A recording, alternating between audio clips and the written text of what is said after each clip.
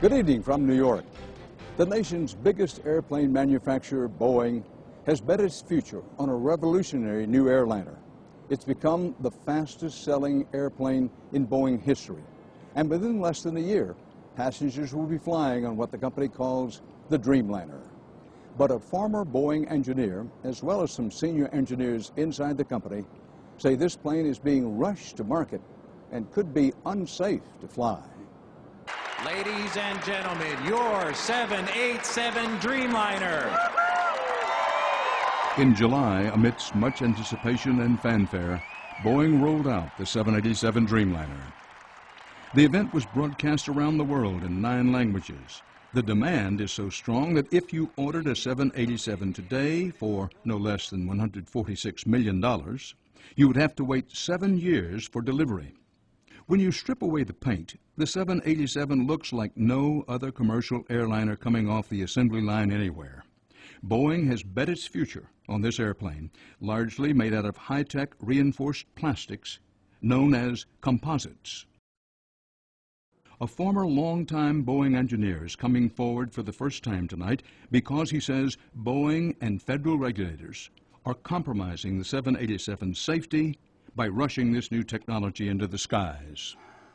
The problem is all the unknowns that are being introduced and then explained away as if there's no problem. Well, this is how you sell a used car, in my mind, is you just make everybody comfortable and say there's no problem. Vince Weldon is a 46-year veteran of Boeing and a pioneer in aerospace design, including the use of composite structures.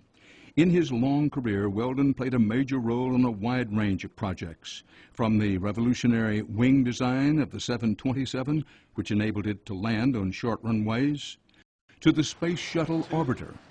Booster ignition and liftoff. Weldon spent much of his career supervising studies for NASA and the Air Force on weapons systems.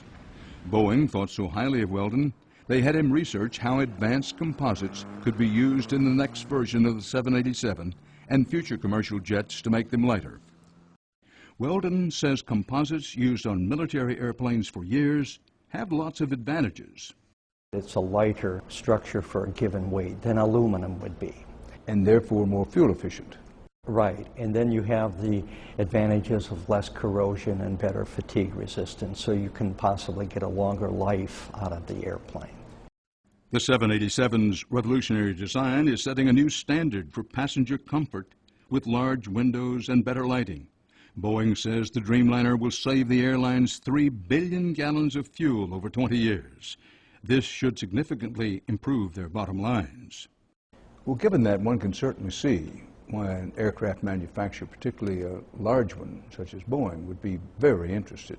Oh yes, and all of them are, and it has panned out quite well in past uses, such as the B-2, which is a bomber, which is virtually all composite airframe. However, it's not a commercial jetliner, and it doesn't have to face some of the negative factors that are inherent in composites. What are the disadvantages, questions, and dangers? The biggest problem with composites of the type that Boeing is using on the 787 is the lack of toughness. Toughness means resilience. Toughness means plastic deformation that absorbs shock if you have a negative event of a crash landing. Weldon and other senior aerospace engineers still inside the company were so concerned they decided to break ranks in 2005 to criticize the 787 design. They feared for their jobs if they stepped forward, and so they say they needed a well-respected Boeing voice who was close to retirement. I would say that they needed a spear point. And it had to be somebody with a record of accomplishment in developing new hardware. So Weldon spoke to his supervisor. And what did he say? You're dangerous and you need to find another job. And so I just said, well, that's a waste of time. So then you take it to the ethics organization. Yes, I did. And you're confident at that time that it's going to work itself out? I thought it had a good chance. They told me now, well, you're not only credible, you're super credible. The list of issues that Weldon and others have with the 787 program is long and includes major safety problems, as this February 2006 email written by a Boeing engineer indicates. Weldon and his supporters think the 787 program will turn into a nightmare if problems are ignored, and they worry about a possible engineering disaster much like the Space Shuttle Challenger in Columbia. In this August 2005 email to a Boeing top manager in charge of ethics investigations, an engineer wrote that if we do not rectify these issues, the 787 program will be the last for the Boeing company and will irreparably damage our reputation and finances. Boeing says they reviewed the complaints but found them to not be a concern. Weldon and his colleagues say they believe Boeing never did a truly independent review and that the company simply did not want to hear bad news about the 787 program. To get a better understanding of how composites are used in commercial jets, we talked to engineer Joseph Rako of Exponent, a Northern California aerospace consulting company. When I look at an aircraft, one that's built with composites, would this include the fuselage? Yes, absolutely. Most of the very light jets that are coming out on the market use composites heavily for the fuselage. The 787 uses composites heavily for the fuselage. The skin of the Boeing 787 is about 100% composite structure. And the fact that the 787 has a composite fuselage or body makes the 787 lighter than an aluminum plane. In airliners, we're always trying to save weight to increase fuel efficiency, to increase payload, to increase the number of passengers that we can carry. Composites do not corrode in the way that aluminum does, so you can have a more humid environment in the cabin so that when you land at your destination, you aren't all dried out and dehydrated. Last year, Rako co-wrote a paper that looked at composites in aircraft accidents. One thing that is interesting about the difference between metals and composites is that metals are a ductile material. What does that mean?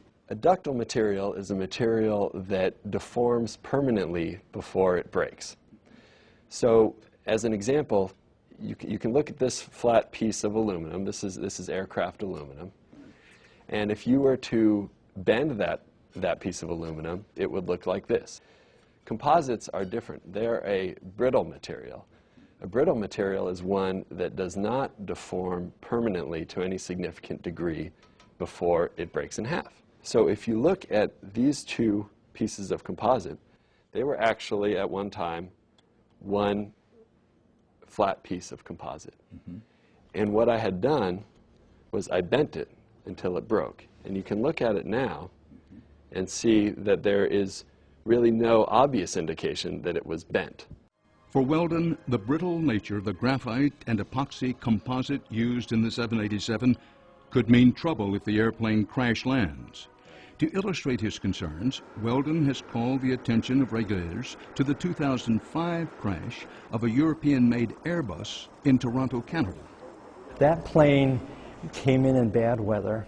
It hit long on the runway.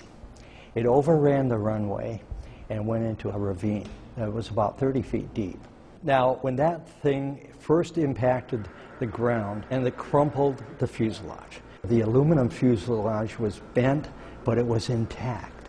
Weldon says that gave the 309 passengers and crew enough time to escape the smoldering plane just before fire engulfed the entire fuselage.